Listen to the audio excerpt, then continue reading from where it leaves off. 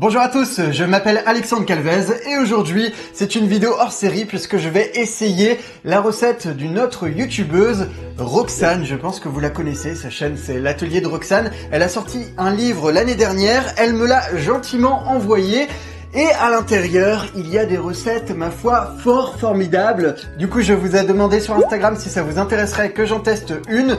Et vous avez été très nombreux à répondre oui. Alors c'est ce que nous allons faire aujourd'hui. Il a fallu que je sélectionne une recette, j'ai donc choisi celle des Twix. J'aime bien l'idée de faire des produits industriels mais façon maison. Du coup, on verra bien ce que ça donne et je vous propose qu'on commence tout de suite. Franchement, son livre est juste magnifique. Pour commencer, on va préparer le biscuit. Je vais donc mettre du beurre dans mon récipient, il est mou, ainsi que du sucre glace. Parfait. Ensuite, il faut bien mélanger jusqu'à obtenir une pâte crémeuse.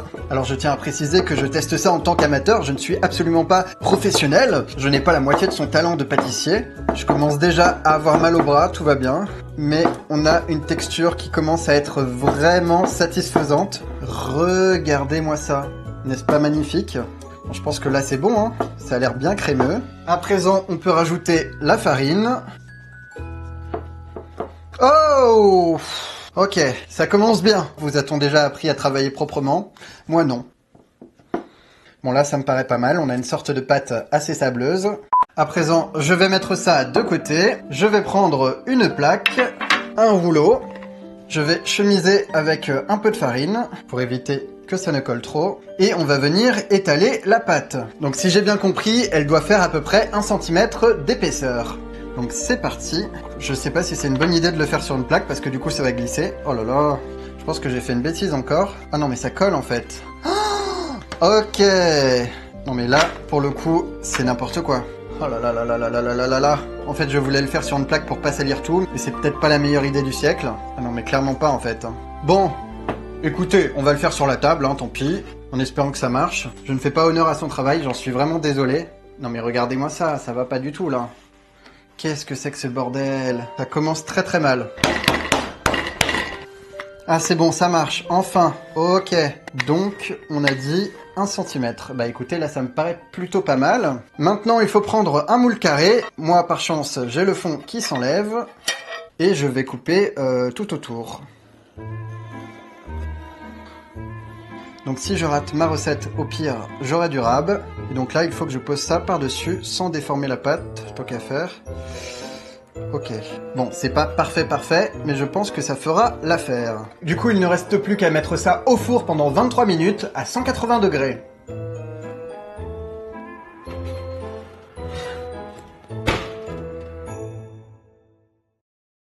Pendant ce temps-là, on va préparer le caramel. C'est un élément important. Pour cela, il nous faut du lait concentré sucré, du sucre et du beurre. Et à présent, on va faire fondre ça à feu doux. Je vais décaler ça par ici. Alors ça, c'est typiquement l'étape que je peux facilement rater. Donc là, je suis au minimum, donc ça ne devrait pas cramer pour autant. Et de ce que j'ai compris, il ne faut jamais cesser de remuer. Ça se transforme déjà en caramel au fond. Ça va super vite. Ok, là ça me semble bon. Entre temps, j'ai rajouté du miel et là nous avons un joli caramel. Je vais donc poser ça là. Et il ne me reste plus qu'à aller récupérer mon biscuit. Me revoilà, il a eu le temps de refroidir et maintenant on va tout simplement venir verser le caramel par-dessus. Je me dépêche parce que c'est déjà en train de refroidir. Ça va être difficile d'avoir quelque chose de vraiment lisse, mais bon, c'est pas grave, c'est le résultat qui compte. Et je vais venir placer le tout au réfrigérateur pendant 30 minutes.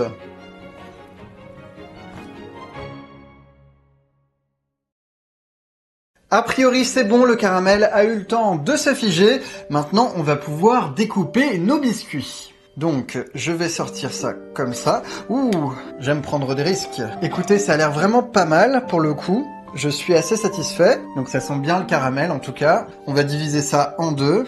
Ah oui. Ouh là là là là là là. Le bruit que ça fait, c'est génial. Et ensuite on va couper des petites parts. Pas trop épaisses. Oh! Ça m'a l'air très gourmand.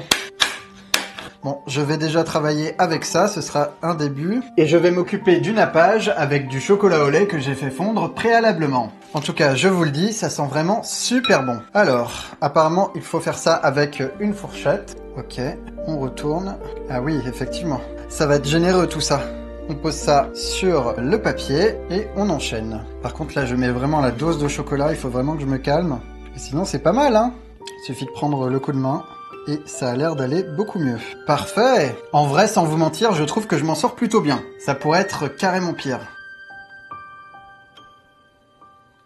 Bon, mes formes sont loin d'être aussi parfaites que les siennes, mais si c'est bon, je serai satisfait. Maintenant, on va laisser ça durcir au réfrigérateur pendant au moins 1h30.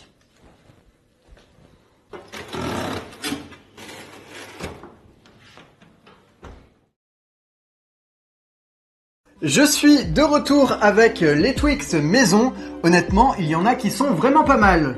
Ils sont pas tous réguliers, mais en tout cas, ça donne envie. Regardez-moi celui-là par exemple, qu'en dites-vous? Je vous propose qu'on compare avec les originaux, si j'arrive à ouvrir le paquet. Voilà ce que ça donne. Honnêtement, les miens sont un peu plus épais et moins longs, mais à titre personnel, la version de Roxane me donne vraiment plus envie.